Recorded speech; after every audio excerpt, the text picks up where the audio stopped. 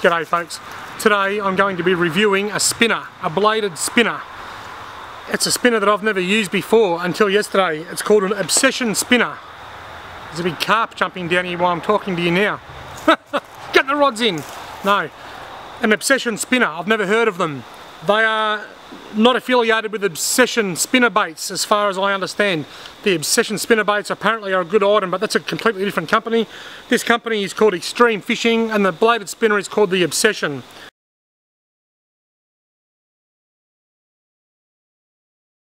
Before I start, I'm just going to tell you that I have absolutely no affiliation whatsoever with this company.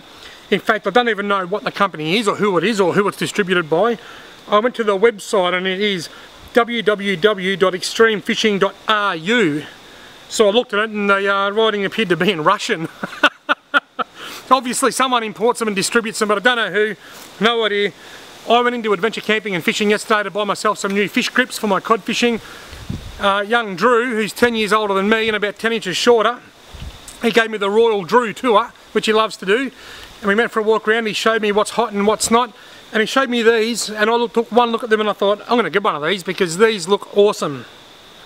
I just loved the colour range. They've got a nice thick heavy body, similar to a Super Vibrax, probably a bit rounder. They've got holes in the blades.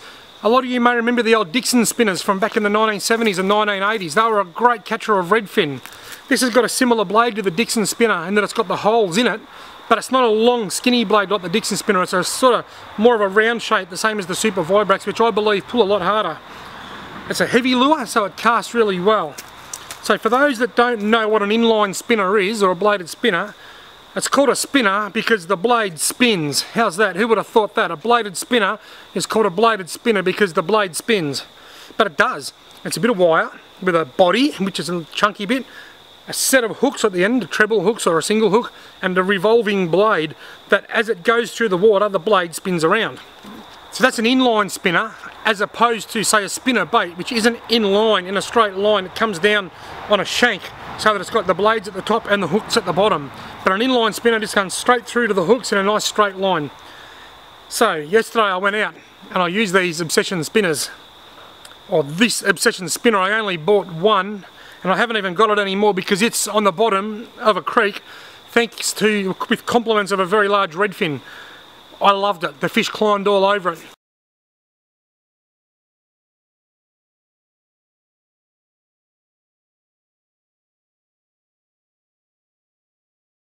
But there are pros and cons. It's not a perfect lure, but it is a good lure.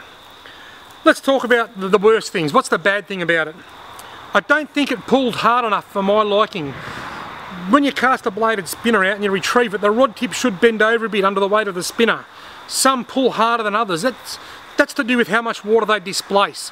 The ones that pull the rod over the most displace the most water under the surface, and they're the ones that I like the best.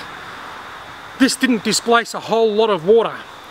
A lot of successful spinners don't. The Lure Jensen insect spinners, the actual original Dixon spinners, none of them displaced a lot of water, but they all caught fish.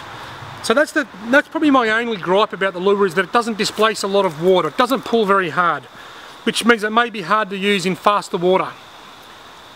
What I did like about it, the first and foremost, is the fish that it caught. The redfin were climbing all over it, and you'll see a little bit of a photo collage at the end of this clip with some of the fish that I caught yesterday. It casts very, very, very well. That's its greatest point. Being 5 grams, being nice and round, it doesn't drift in the wind, it just goes exactly where you want it to go. Even 5 gram jig heads, once you put a soft plastic on them, can get a bit skewiff in the air because they're floppy and whatnot. But this just casts dead straight, making it very, very good. I always say that 99% of your success rate when fishing relies heavily on your casting. If you've got a lure that casts well, it puts you in the hot seat. So it casts very well. It's got a fantastic colour range. It's very sturdily built. It's got a nice strong blade. It doesn't bend. I used it only for about 2 hours, admittedly, and the paint never scratched off in that time. And the holes in the blade, they let water go through the blade as the blade's rotating, which cuts up a little bit, and this creates bubbles. So it creates a bubble line under the water, or a bubble trail under the water that we can't even see, thanks to those blades. And I think that may just be what helped attract the redfin. The colour, the bubble line, and the fact that I can cast it nice and far and where I want it. Obsession spinners. I don't know who else stocks them, I've got no idea. All I know is that I walked into Adventure Camping and Fishing. I saw them there for $8 in Wangaratta. I saw them there for $8 or $7.99.